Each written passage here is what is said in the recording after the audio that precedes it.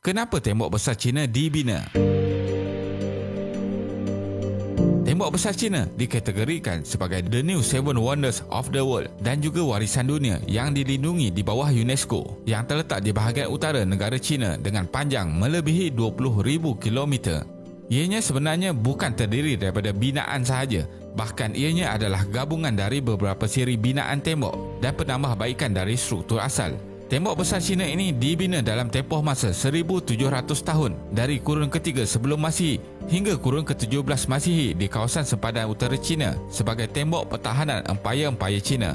Semuanya bermula pada kurun 220 sebelum Masihi di bawah Raja pertama China, Qin Shi. Beliau mengarahkan penambahbaikan dan tembok-tembok pelindung yang dibina sebelum ini disatukan untuk melindungi penaklukan dari arah utara. Dan akhirnya, tembok besar China tamat pembinaan dan pemulihan pada zaman dinasti Ming 1368 hingga 1644. Dan pada waktu ini, ianya berjaya menjadi binaan tentera paling besar. Jadi, video kali ini, kita akan melihat kenapa tembok besar China ini dibina. Teruskan menonton.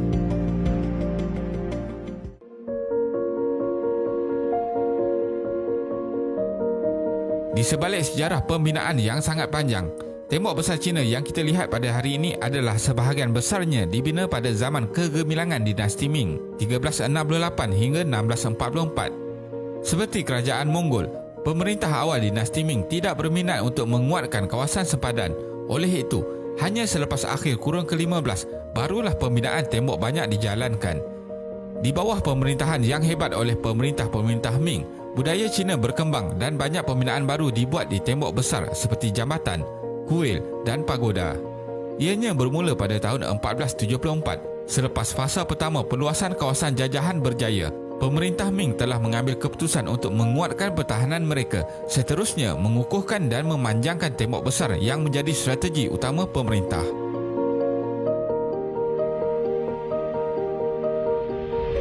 Tembok besar China bermula di daerah timur Shanghai Guan, di Hebei dan berakhir di kawasan barat dalam daerah Gansu dan merentasi 15 daerah termasuk Beijing, Tianjin, Hebei, Shanxi, Ina, Mongolia, Jilin dan banyak lagi. Kawasan utama pembinaannya adalah di utara China dan ada beberapa struktur di kawasan selatan yang dipanggil Southern Great Wall. Apa yang dapat dilihat dan dilawati pada hari ini dibina di dalam era dinasti Ming yang kebanyakannya dipelihara di Beijing.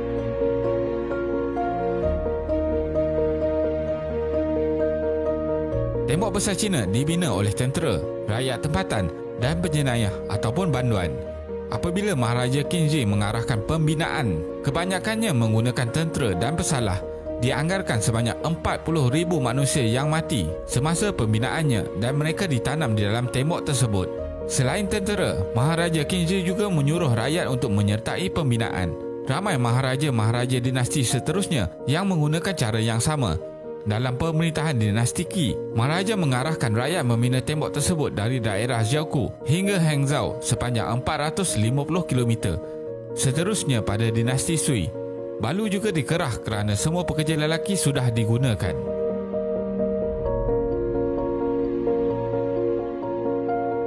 Tembok besar China ini dibina sebagai pertahanan tentera dari ditakluk puak nomad di bahagian utara China. Selain itu, ianya adalah untuk merancangkan ekonomi dan mempromosikan pertukaran budaya dan juga penyatuan bangsa di dua bahagian berlainan. Menghantar signal tentera. Pada zaman dahulu, tentera diletakkan di posisi menara tinjau untuk memantau kedudukan musuh dari jauh dan seterusnya menghantar signal kepada tentera di kedudukan menara tinjau yang lain sepanjang kemarahan musuh. Oleh itu, tentera sentiasa bersiap sedia dalam peperangan. Menghantar bekalan harian. Semasa peperangan, bekalan harian seperti makanan, senjata dan kuda menjadi keperluan tentera. Sempadan negara China yang panjang dan struktur tanah yang mencabar menyebabkan keperluan tidak dapat dihantar dengan cepat. Namun, dengan kewujudan tembok besar ini, ia sangat membantu tentera menghantar bekalan dengan efisien dan mudah. Menguatkan tentera. Terdapat ramai tentera yang diletakkan di kubu-kubu berlainan. Apabila satu kubu diserang, bantuan tentera dapat cepat dihantar dari kubu berdekatan. Oleh itu, pertahanan semakin kuat dan melindungi rakyat dan kawasan tersebut.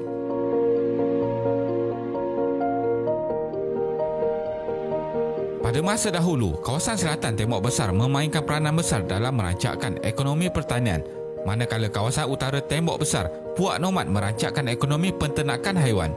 Dalam waktu aman, dua bangsa ini saling bertukar barangan dagangan harian di sepanjang Tembok Besar. Oleh itu, terdapat penukaran budaya dan penyatuan bangsa berlaku. Dalam waktu dinasti Han, Maharaja mengarahkan utusan untuk melawat kawasan barat yang membina Jalan Sutera. Maharaja juga mengarahkan pembinaan Tembok Besar di sepanjang Hazy Corridor yang berada dalam sebahagian Jalan Sutera. Ini dapat melindungi Jalan Sutera yang banyak menghidupkan penukaran budaya, politik, ekonomi di antara negara China dengan negara lain. Binaan ini mengandungi struktur seperti laluan kuda, menara tinjau, tempat perlindungan di tembok, kubu dan laluan sepanjang tembok. Purata ketinggian Tembok Besar China ini adalah antara 6 hingga 7 meter dan paling tinggi adalah 14 meter. Disebabkan perbezaan struktur tanah dan lokasi geografi, keluasan tembok ini adalah pelbagai. Tetapi kebiasaannya, ukuran keluasan adalah 4 hingga ke 5 meter di atas yang membolehkan 4 ekor kuda melalui merentasinya pada masa yang sama. Struktur asas tapak yang luas juga menjadikannya lebih kukuh.